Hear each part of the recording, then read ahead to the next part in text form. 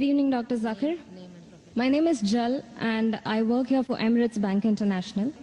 My question to you is, which other religion says that they are awaiting the coming of Prophet Muhammad, peace be upon him, other than Muslim and Christianity? Sisters asked the question that which other religion besides Islam and Christianity says that Prophet Muhammad will come. Sister, besides the religion of Christianity and Islam, most, if not all, most of the religions that came before Islam prophesied about coming of the last and final messenger Muhammad. I've given a talk on Muhammad in the various world religious scriptures. Besides Christianity, you also find in Judaism about Muhammad. It's mentioned in the book of Deuteronomy, chapter number 18, verse number 18 about the Prophet of Muhammad. It's mentioned in the book of Deuteronomy, chapter number 18, verse number 19. In the book of Isaiah, chapter number 29, verse number 12. In the Song of Solomon, chapter number 5, verse number 16. That's the Old Testament. In the New Testament, Christianity is mentioned in the Gospel of John, chapter number 14, verse number 16. Gospel of John, chapter 15, verse 26. Gospel of John, chapter 16, verse number 7. Gospel of John, chapter number 16, verse number 12 to 14. There are many verses in the Old Testament and the New Testament prophesying about the coming of Muhammad. Since your name is Jal, and I assume you're a Hindu sister, correct? Yes. I've even given a talk on Muhammad in Hindu scriptures. I can give a talk for a few hours only on Muhammad in Hindu scriptures. Time will not permit me to go into it. I'll just give the references. If you read the Hindu scriptures are of two types. One is Smriti, the other is Shruti. Shruti means the words of God, in which you have Vedas and the Upanishad. Smriti is the word of human being, in which you have Manusmriti, you have Ramayana, Mahabharata, epics, etc. You also have the Puranas.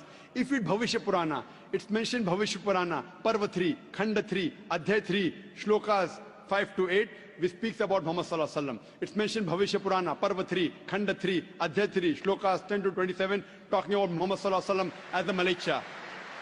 He is mentioned in Atharva Ved, book number 20, hymn number 21, verse number 6. Atharva Ved, book number 20, hymn number 21, verse number 7. He is also mentioned in Atharva Ved, book number 20, hymn number 127, verse 1 to 14, which is called as Kuntap Suktas. Kuntap means hidden.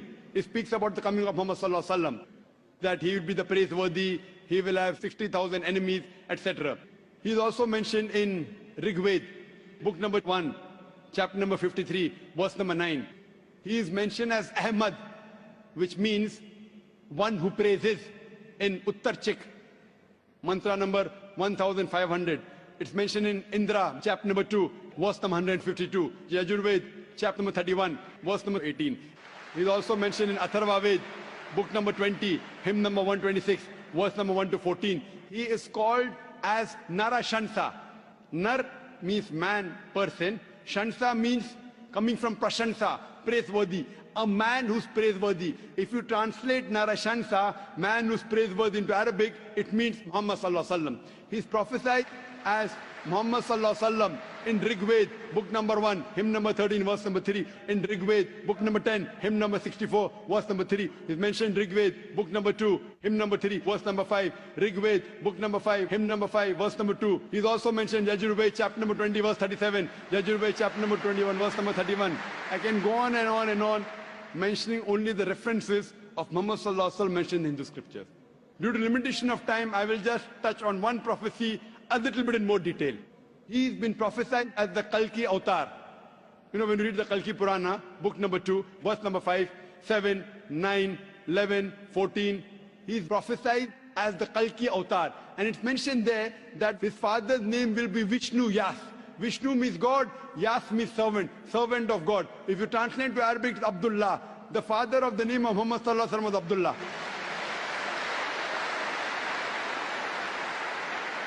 His mother's name will be Sumati. Sumati means serenity, peaceful. If you translate Arabic, it means Amina. The name of the mother of Muhammad was Amina.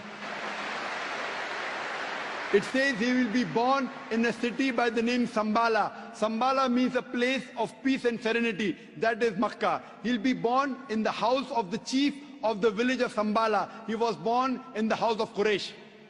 It says he will be born on the 12th.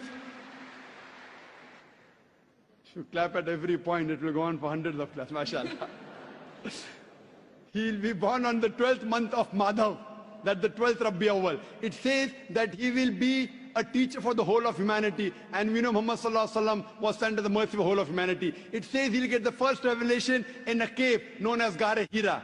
It says he will migrate northwards and come back. Muhammad Sallallahu Alaihi Wasallam went from Makkah to Medina northwards and came back.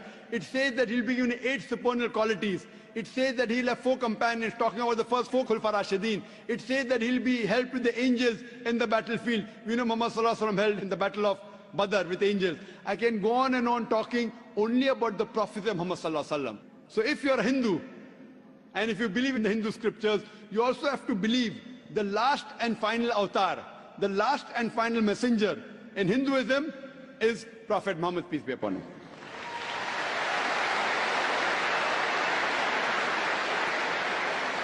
However, Doctor, according to Hinduism, the Kalki avatar is still being awaited. So are you, is it that If you have we are not- just not aware about it? You said the Kalki avatar is yet awaited. If you have not recognized the Kalki avatar, you are to blame, not me.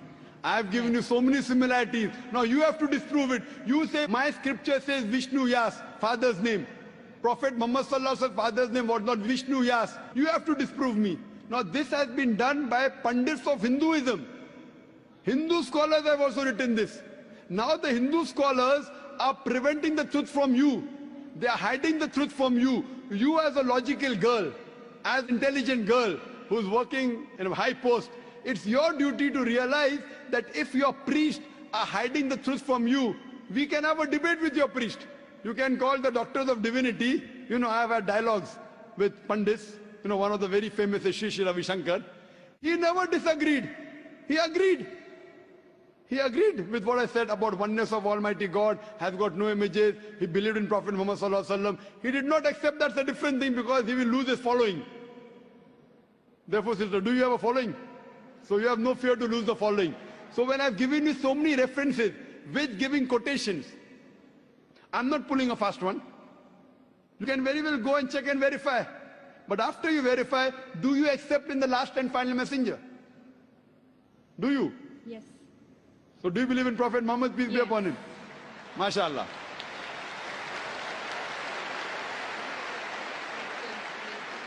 Do you believe that there's one God? Yes, I do. Do you believe Almighty God has got no images? Yes, I do. So you believe there's God and he has no images? Yes. And do you believe Prophet Muhammad is a messenger of God? Yes, I do. Then you're a Muslim, sister. What you said is the Shahada in English. Do you want to repeat in Arabic if you want, sister? What you said is in English, that there's no God but Allah and Prophet Muhammad is a messenger. Would you like to repeat in Arabic, sister? I do. Okay, I'll just repeat it and you have to continue, sister. Ashhadu Ashalu, Allah Allah, ilaha ilaha, illallah illallah, wa ashhadu wa hashalu, anna anna, Muhammadan Muhammada, abduhu ablu, wa rasuluhu. wa rasulu. I bet.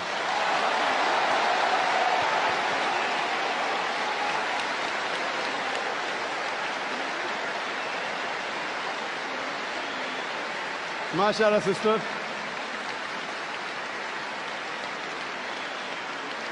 May Allah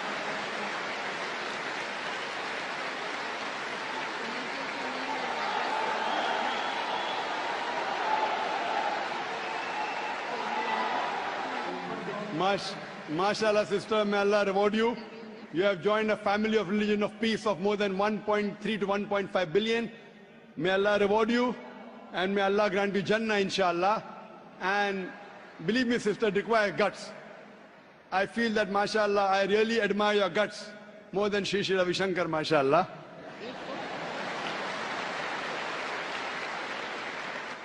And I pray that may He give you hidayah and may He guide you, inshallah. And sister, if you have any questions, any queries, there are local organizations in Dubai who can surely clarify your misconceptions. To understand Islam, look at the Quran and the Sahih Hadith. They are the best guides. If you have any queries, you can even write to the email at islam@irf.net. It's my pleasure to reply. And do pray for me also, sister.